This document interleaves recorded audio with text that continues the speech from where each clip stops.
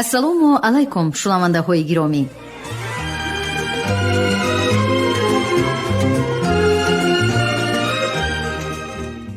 гуфторамонро аз силсилаи хониши адабӣ аз рӯи асари асосгузори сулҳу ваҳдати миллӣ, пешвои миллат, президенти ҷумҳурии тоҷикистон муҳтарам эмомалӣ раҳмон уфуқҳои истиқлол оғоз менамоем. гуфтори 21. ровӣ ализода абдурашид хуҷамқул.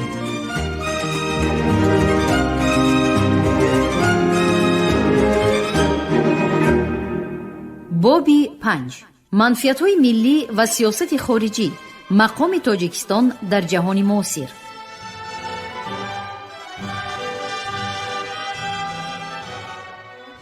умуман дар ин самт таҷриба ва анъанаҳои устувори ҳамкориҳо ҳосил шуданд, ки барои ҳалли муваффақи як силсила масъалаҳои муҳим равона гардиданд. бинобар ин рушду густариши робитаҳо дар ин самт ҷавобгӯи манфиатҳои миллии кишварамон мебошанд. ҷумҳурии тоҷикистон бо мақсади роҳ ёфтан ба бозорҳои босуръат рушдёбандаи сармоя, фанъоварӣ, ашёи хом ва маҳсулоти саноатӣ, таҳкими муносибатҳои мутақобилан судмандро бо кишварҳои осиёи ҷануби шарқӣ аз ҷумла ҷопон, ҷумҳурии Корея, шоҳигарии Таиланд, ҷумҳурии Индонезия, Малайзия, ҷумҳурии социалистии Вьетнам, Сингапур ва кишварҳои дигари минтақа аз самтҳои муҳимтарини сиёсати хориҷии худ мешуморем. сингапур ва кишварҳои дигари минтақа аз самтҳои муҳимтарини сиёсати хориҷии худ мешуморад. вазъи муносибатҳои дуҷониба бо ин кишварҳо барои расидан ба ин мақсад шароити мусоид фароҳам меорад. мо ба густариши ҳамкориҳои гуногунҷанба бо давлати ҷопон ба сифати шарики боэътимод ва кишвари мададрасон манфиатдор буда робитаҳои худро бо ин кишвари дӯст мустақиман ва аз тариқи ниҳодҳои байналмилалии молиявӣ густариши бештар хоҳем дод. мо бо истиқбол аз алоқамандии кишварҳои арабии ҳошияи халиҷи форс аз қабили шоҳигарии арабистони саудӣ، давлати қатар, давлати кувайт, амороти муттаҳидаи араб ба сармоягузории лоиҳаҳои иқтисодии тоҷикистон, ки аҳамияти миллӣ ва минтақавӣ доранд, ба густариши ҳамкориҳои мутақобилан судманд бо кишварҳои минтақаи мазкур кӯшиш менамоем. ба манзури таҳкими муносибатҳо бо ҷаҳони араб, ҷумҳурии тоҷикистон ҳамкориро бо созмонҳои минтақавӣ аз ҷумла ҷомеаи давлатҳои арабӣ густариш хоҳад дод. ҷумҳурии тоҷикистон қитъаи африқоро ба ҳайси самти ояндадори ҳамкории мутақобилан судманд дар соҳаҳои гуногун арзёбӣ мекунад. ба ин муносибат мо ба барқарор намудани муносибатҳои ҳамкорӣ бо кишварҳои арабии шимоли африқо мисли шоҳигарии Марокаш، ҷумҳурии халқии демократии алҷазоир, ҷумҳурии Тунис, давлати Либия ва кишварҳои марказию ҷанубии ин қитъа аз ҷумла ҷумҳурии африқои ҷанубӣ، ҷумҳурии Мозамбик ва ғайра кӯшиш ба харҷ хоҳем дод. дар самти уқёнусия, дар мисоли Австралия ва Зеландияи нав, имкониятҳои нави густариши муносибатҳои ҳамкорӣ дар соҳаҳои гуногун пайдо шуда истодаанд. истифодаи ин имкониятҳо яке аз вазифаҳои муҳимми сиёсати хориҷии мо мебошад. дар шароити густариши босуръати ҷаҳонишавӣ پیشرفت روزافزونی روندهای همگرایی سیاسی و اقتصادی در عرصه جهان، ما راه اندازی همکاری‌های بسیار جانبه با سازمان‌های و نهادهای منطقوی و بین المللی را از سمت‌های افضلیتناک سیاست خارجی خود می‌شماریم. ما این سازمان و نهادها را وسیله مهمی مبارزه دست جمعانه با خطر و چالش‌های گلوبالی زمان معاصر، صحنه بی‌بدل حل و فصل اختلافات و مشکلات در نظام مناسبت‌های بین المللی و وسیله مؤثر تحکیم امنیت و ثبات جهانی می‌دانیم و با مقصد سهم گذاشتن در ایجاد نظام نو و عادلانه مناسبت‌های بین المللی و منطقوی، همچنین حمایت و پیشبرد منفعت‌های ملی خود در چهارچوب آنها به طور فعال و گسترده اشتراک می‌نماییم. در این زمینه مناسبت‌ها با سازمان ملل متحد، سازمان امنیت و همکاری اروپا، اتحاد دولت‌های مستقل، سازمان همکاری شانگهای، سازمان عهدنامه امنیت دست جمعی، سازمان همکاری اسلامی، سازمان همکاری اقتصادی، مکالمه همکاری آسیا، مشورت همکاری و تدبیرهای باوری در آسیا و نهادهای بین المللی مالیوی افضلیت دارند.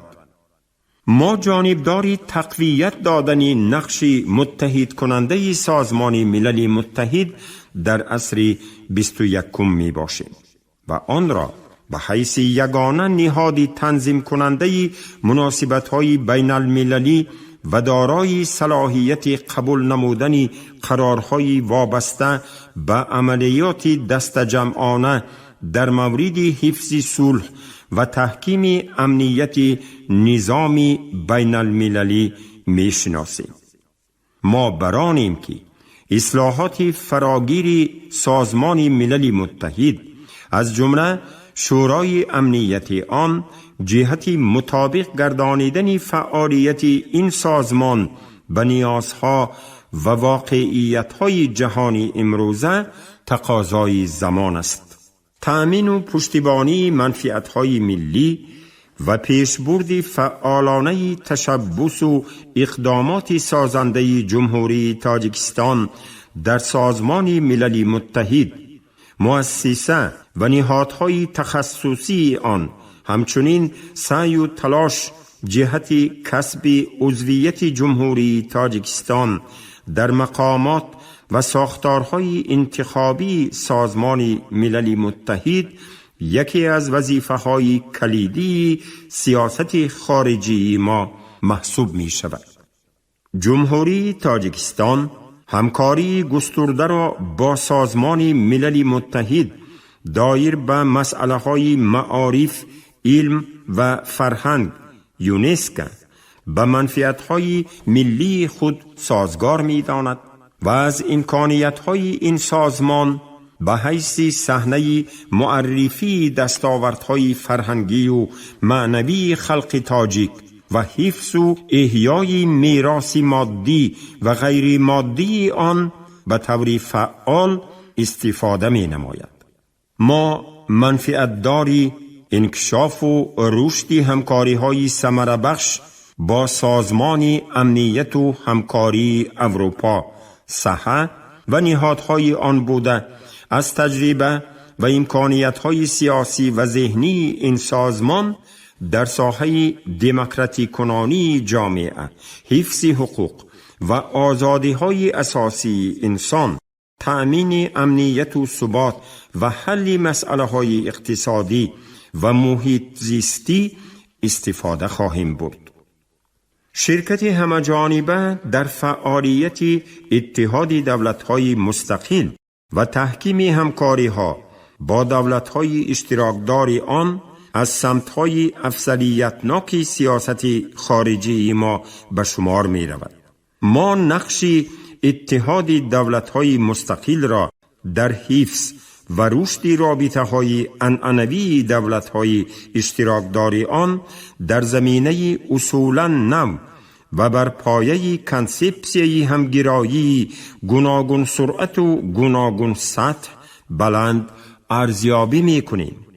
تأسیس ساختارهای گوناگون همگرایی اقتصادی و امنیتی در زمینه اتحاد دولت‌های مستقل از قبیل فضای یگانه اقتصادی، سازمان عهدنامه امنیت دست جمعی را تقاضای واقعی روندهای همگرایی در فضای پساشوروی دانسته، با نظر داشت منفعت‌های ملی و با هدف استفاده امکانات و اقتدارهای سازنده آنها به نفع کشور بر رشد و تکامل این روندها مساعدت می‌کنیم. اشتراک فعالانه ما در سازمان همکاری شانگهای هدف تحکیم مناسبت‌های نیک همسایگی، روابط با اعتماد و دوستانه در بین دولت‌های اعضا و ناظر سازمان مذکور، اینچنین تامین امنیت و آرامی و رشد استوار اقتصادی در منطقه را پیگیری می‌کند. ما جانبدار تقویت بیش از پیشی نقش سازمان همکاری شانگهای در توسعه و گسترش رابطه‌های اقتصادی، تطبیق لایحه‌های زیربنایی، همکاری و حفظ محیط زیست و گسترش مکالمه فرهنگی به نفع همگرایی منطقوی می باشد.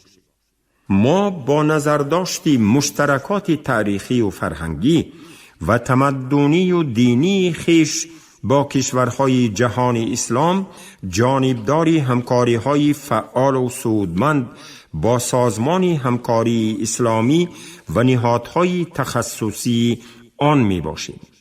تاجیکستان بنابر ضرورت حیاتی و تأخیر ناپذیر به سطح نوین پیشرفت جهان اسلام، رفع مشکلات موجوده و افزایش یابنده آن، تهیه و تطبیق استراتژی رشد جهان اسلام را موافق مقصد می داند که هدف محوری آن باید انکشاف سریع با ثبات و متوازن اقتصادی و معنوی و فرهنگی کشورهای اعضای سازمان باشد.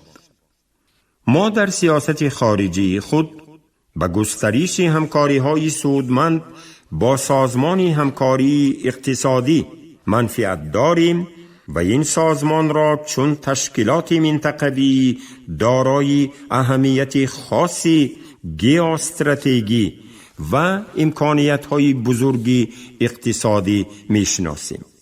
جمهوری تاجیکستان خواستار آن است که فعالیت این سازمان با نفوذ بین المللی در سمت تطبیق لایحه‌های منطقوی اقتصادی، تجارتی، نقلیاتی، کمیونیکاسیونی و انرژتیکی تقویت بیشتر کسب کند.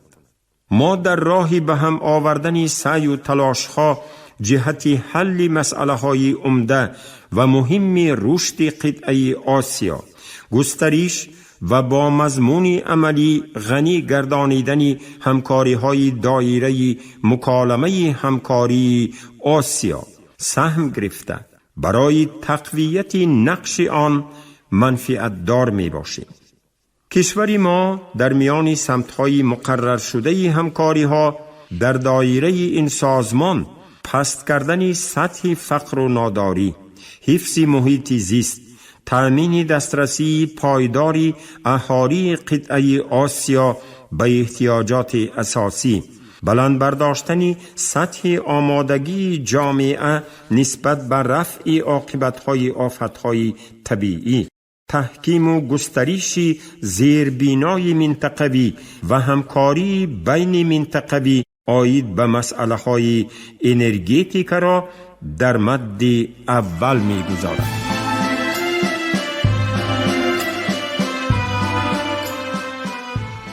دولت تاجیکستان با دستگیری همه‌جانبه از غایه تحکیم تدبیرهای اعتماد و امنیت در قطعه آسیا و جهت رشد همکاری‌های سودمند در این سمت برای گسترش مناسبت‌های خود با مشورت همکاری و تدبیرهای باوری در آسیا چاره‌های ضروری می اندیشد و امکانیت این سازمان بین المللی را در جستجوی مشترکی اصول و واسطه‌های حل مشکلات و رفع خطرهای فراملی و فرامرزی در قطعه آسیا و تقویت همبستگی میان دولت‌های اشتراکدار مهم ارزیابی می‌کند.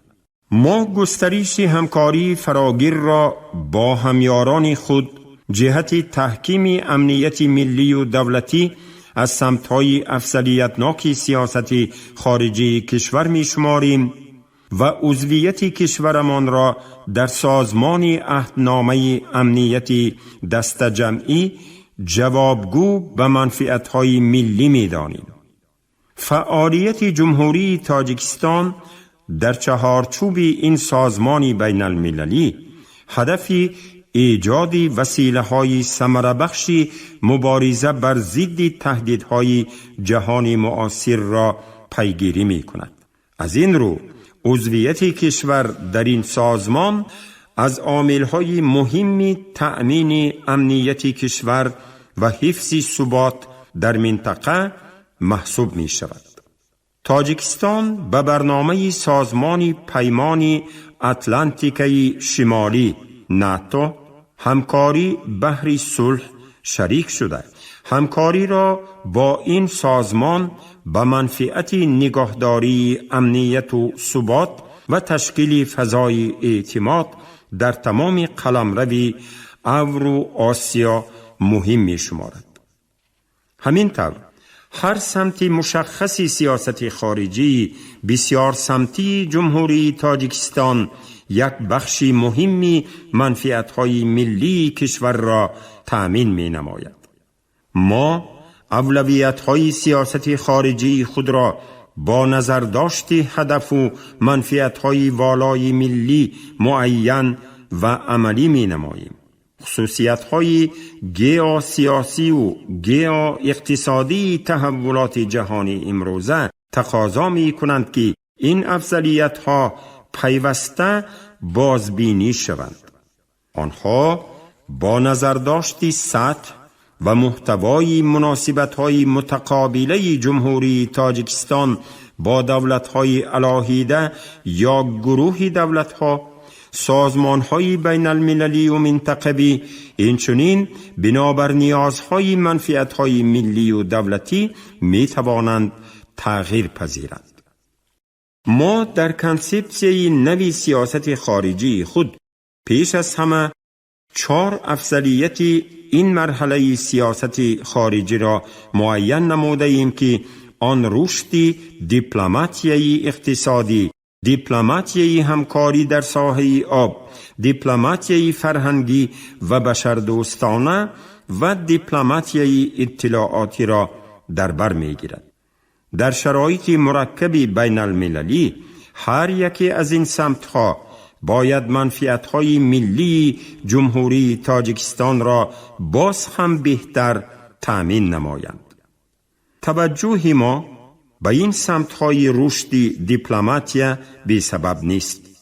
تحولات با سرعت گئو اقتصادی زمان معاصر و تمایل‌های انکشاف اقتصادیات جهانی موجب اهمیت بیش از پیش پیدا کردن دیپلماتیای اقتصادی و پیوسته افزودن نقش عنصر اقتصادی مسئله‌های عمده سیاست بین المللی گردیده. از این رو استفاده ثمرناک طریقه و وسیله‌های دیپلماتیای اقتصادی برای رسیدن به هدفهای ملی و دولتی یکی از سمت‌های افضلیتناک سیاست خارجی جمهوری تاجیکستان به حساب می‌رود. در این روند مساعدت به تشکل اقتصادیات ثمرناک توسط جلب سرمایه خارجی، همگرایی جمهوری تاجیکستان به اقتصادیات منطقوی و جهانی، اینچنین تأمین امنیت اقتصادی کشور مهم ارزیابی می گردد. با مقصد گسترش رابطه‌های دو جانبه و بسیار جانبه اقتصادی خارجی و براه ماندن همکاری بین المللی اقتصادی، ما باید پیش از همه وظیفه‌های چون حمایه منفعت‌های اقتصادی جمهوری تاجیکستان در نظام مناسبت‌های بین المللی اقتصادی را تحکیم بخشیده، بر روندی وارد شوی سوبیکت‌های ملی به فضای بین المللی اقتصادیات جهانی و فعالیت با ثمر آنها در این فضا تقویت بخشیم. تحولات با سرعت گیا اقتصادی زمانی معاصر و تمایل‌های انکشاف و رشد اقتصاد جهانی باعث اهمیت بیش از پیش پیدا کردن دیپلماتیای اقتصادی و منتظم افزودن نقش عنصری اقتصادی روندهای عمده و مهم بین المللی گردیدند. در این ردیف با نظر داشت تجربه معاصر جهانی و موجودیت شرایط مساعد در کشور، براه ماندن همکاری‌های سودمند بین المللی در ساحه اقتصاد سبز، همچنین مساعدت به گسترش همکاری‌های اقتصادی و تجارتی را با کشورهای همسرحد چون وسیله ایجاد فضای اعتماد و باوری در طول مرزهای کشور به طور علاهیده باید ذکر کرد. ما اطمینان کامل داریم که همگرایی سازنده در زمینه حسن همجواری و اعتماد به یکدیگر به منفعت هر یک دولت و خلق منطقه است. ما در یک جایگی و همدستی می توانیم نظام فراگیر امنیت منطقه امان را ایجاد نماییم و بر ضد تهدید و خطرهای گلوبالی معاصر در منطقه مبارزه مشترک بریم. در بخش دیپلماتیای همکاری در ساحه آب باید ذکر کرد که بنابر افزایش اهالی، وسیع کردن مساحت زمین‌های کشاورزی، استفاده غیر عاقلانه ذخیره‌های آبی، تغییریابی اقلیم و مشکلات محیط زیستی، مسئله نارسایی آب تازه، بهره برداری از رودهای خرد و بزرگ فرامرزی و دیگر مسئله‌های وابسته به آب به عامل‌های تأثیرگذار به نظام مناسبت‌های بین المللی تبدیل یافتند.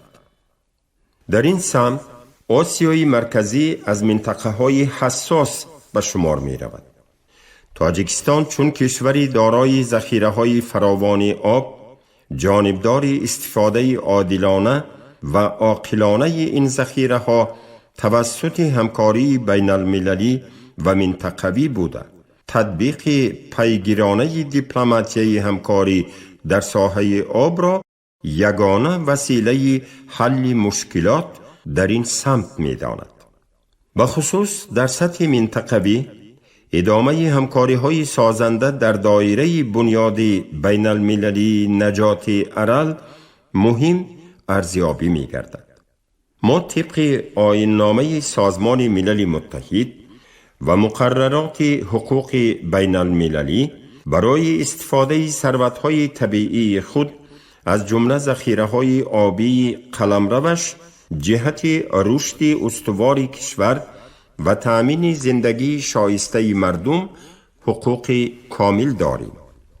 این حقوق خود را در مورد استفاده ذخیره‌های آبی ما با نظرداشت منفعت‌های مشترک منطقوی و بر پایه پرینسیپ‌های نیکی، همسایگی، احترام و درک واقعی منفعت‌های متقابله، مکالمه و همکاری در حل مشکلات موجوده عملی می‌نماییم و چون کشوری بالا آب و منبع اساسی تشکل ذخیره‌های آبی آسیای مرکزی هیچگاه برای تأمین منطقه با آب مانع ایجاد نمی کنیم.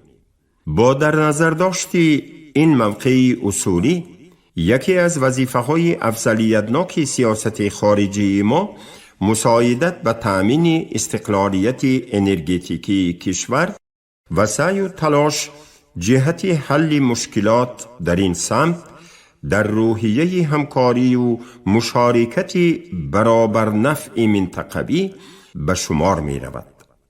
جمهوری تاجیکستان راه اندازی گسترده دیپلماتیای همکاری در ساحه آب را در سطح جهانی پیگیری می کند. در دایره این دیپلماتیا و در پیروی از تشبس‌های سازنده مربوط به آب، سال بین المللی آب تازه سال 2003، 10 ساله بین المللی عمل آب برای حیات سالهای 2005-2015، سال بین المللی همکاری در ساحه آب سال 2013 که مورد استقبال جامعه جهانی قرار گرفتند، عملی نمودن ابتکارات تازه در دایره سازمان‌های منطقوی و بین المللی قبل از همه سازمان ملل متحد پیش بینی می شود.